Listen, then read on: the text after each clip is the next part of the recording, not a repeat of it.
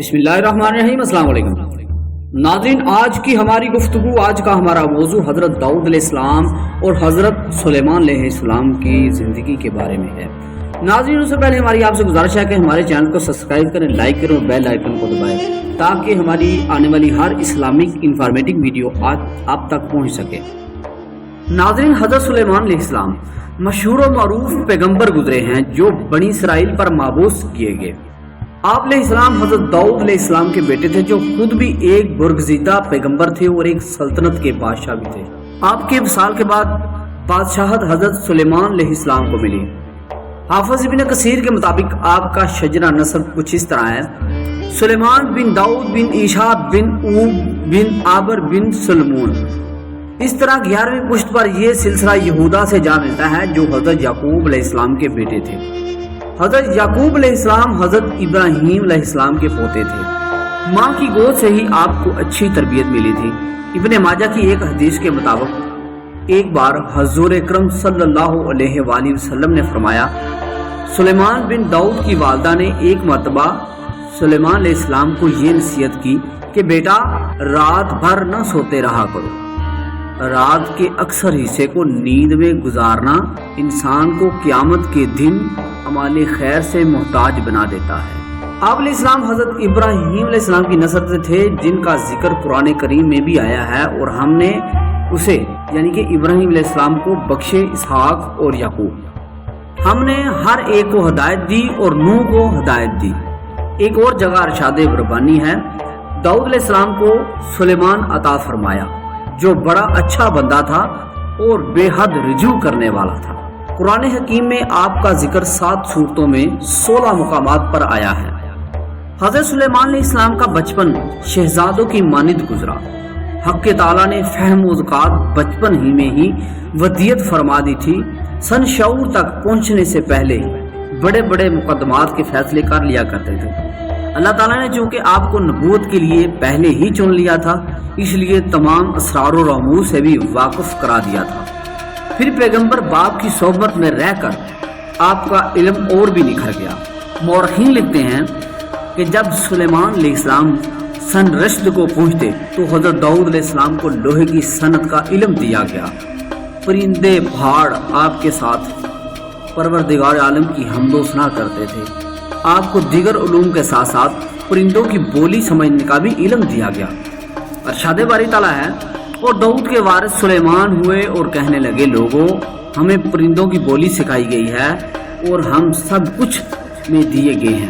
بے شک یہ کھلا ہوا فضل الہی ہے۔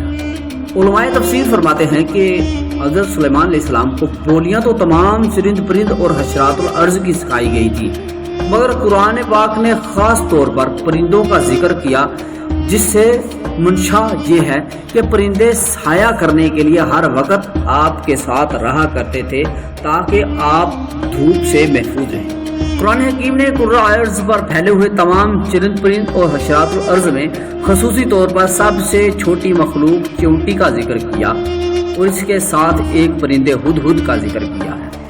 ارشاد باری تعالیٰ ہوتا ہے: جب وہ چیونٹیوں کے میدان میں پہنچے تو ایک چیونٹی نے کہا، اے چیونٹیوں، اپنے اپنے گھروں میں گھس جاؤ، ایسا نہ ہو کہ بے خبری میں سلیمان اور اس کا لشکر تمہیں رونت ڈالے۔ اس بات پر سلیمان علیہ السلام مسکرا دی اور دعا کی، اے میرے پروردگار، تو مجھے توفیق دے کہ میں تیری ان نعمتوں کا شکر بجا لاؤں تو جو تو نے مجھ پر انعام کی ہیں، اور میرے ماں باپ اور میں ایسے نیک عمل کرتا رہوں جن سے تو خوش رہے۔ مجھے اپنی رحمت سے نیک بندوں میں شامل کر لے۔ کتب تفسیر میں مذکور ہے کہ جس چیونٹی نے اپنے ساتھیوں کو اپنے اپنے گھروں میں جانے کا حکم دیا تھا، چیونٹیوں کی ملکہ تھی۔ ایک روایت میں یہ بھی ہے کہ حضرت سلیمان علیہ السلام نے کشمالہ نامی چیونٹی سے بات کی تھی۔ قرآن حکیم کی درج بالا آیت سے ثابت ہوتا ہے کہ حضرت داؤد اور حضرت سلیمان علیہ السلام کے پاس یہ ایک ایسی نعمت تھی جسے در حقیقت معجزہ کہا جاتا تھا۔ دونوں باپ بیٹے تمام جانوروں کی بولیاں سمجھتے تھے۔ شاہ عبد القادر فرماتے ہیں کہ اللہ نے حضرت سلیمان علیہ السلام پر بے انتہا احسانات کیے اور یہاں تک فرمایا کہ اس بے انتہا دولت کو خرچ کرنے میں تم سے کوئی باز پرست نہیں ہے، مگر اس کے باوجود ایک بادشاہ ہوتے ہوئے بھی سلیمان علیہ السلام نے اس دولت کو مخلوق خدا کی خدمت کے لیے امانت الہی سمجھا۔ آپ اپنی ذات پر اس میں سے کچھ نہ صرف کرتے بلکہ اپنی روزی ٹوکریاں بنا کر حاصل کرتے تھے۔ حضرت سلیمان کو تعمیرات یعنی پرشوکت عمارتیں، پرہیبت قلعوں کی تعمیر میں خاصی مہارت اور دلچسپی تھی۔ وہ اس تعمیر میں گارے اور چونے کے استعمال کی بجائے کسی سیال دھات کا استعمال کرنا چاہتے تھے۔ حق تعالیٰ نے ان کی خواہش اس طرح پوری کی کہ زیر زمین تانبے کو سیال شکل دے دی۔ اس سے قبل کوئی بھی شخص تانبے یا کسی اور دھات کو سیال شکل میں تبدیل کرنے کا ماہر نہ تھا۔ یہ معجزہ تھا جو سب سے پہلے آپ کو عطا ہوا۔ اللہ تعالیٰ نے حضرت سلیمان علیہ السلام پر یہ انعام کیا کہ زمین کے جن حصوں میں نباتاتی پانی کی طرح بہہ رہا تھا ان چشموں کو آپ پر آشکار کر دیا۔ اس سے قبل کوئی بھی شخص زمین کے اندر دھات کے چشموں سے واقف نہیں تھا۔ ایک روایت کے مطابق تانبے کے یہ چشمے یمن میں واقع ہیں۔ اللہ تعالیٰ نے ہوا کو بھی حضرت سلیمان علیہ السلام کے لیے مسخر کر دیا۔ یہ بھی ایک معجزہ ہے۔ آپ جب چاہتے صبح کو 1 مہینے کی مسافت اور شام کو 1 مہینے کی مسافت کی مقدار سفر کر لیتے تھے۔ قرآن حکیم نے اس سے متعلق 3 باتیں بیان کی ہیں۔ ہوا کو سلیمان کے حق میں مسخر کر دیا۔ ہوا ان کے حکم کی اس طرح تابع تھی کہ شدید اور تند ہونے کے باوجود ان کے حکم پر نرم یعنی دھیمی پڑ جاتی تھی۔ نرم رفتاری کے باوجود اس کی تیز رفتاری کا یہ عالم تھا کہ حضرت سلیمان علیہ السلام کا یہ سفر یعنی کہ صبح شام جدا جدا سفر ایک گھڑ سوار کی مسلسل 1 ماہ کی رفتار مسافت کے مساوی ہوتا، جو آج کے تیز ترین طیاروں سے بھی زیادہ ہے۔ ارشاد باری تعالیٰ ہے، اور سلیمان کے لیے تیز تند ہوا کو مسخر کر دیا کہ اس کے حکم سے زمین پر چلتی تھی، جسے ہم نے برکت دی تھی اور ہم ہر شے کے جاننے والے ہیں۔ لمبی مسافت طے کرنے کے لیے فرمایا، اور سلیمان کے لیے ہوا کو مسخر کر دیا کہ صبح کو 1 مہینے کی مسافت اور شام کو 1 مہینے کی مسافت۔ ایک اور مقام پر ارشاد باری تعالیٰ ہے، اور ہم نے اس کے لیے ہوا کو مسخر کر دیا کہ وہ اس کے حکم سے نرمی کے ساتھ چلتی ہے جہاں وہ پہنچتا ہے۔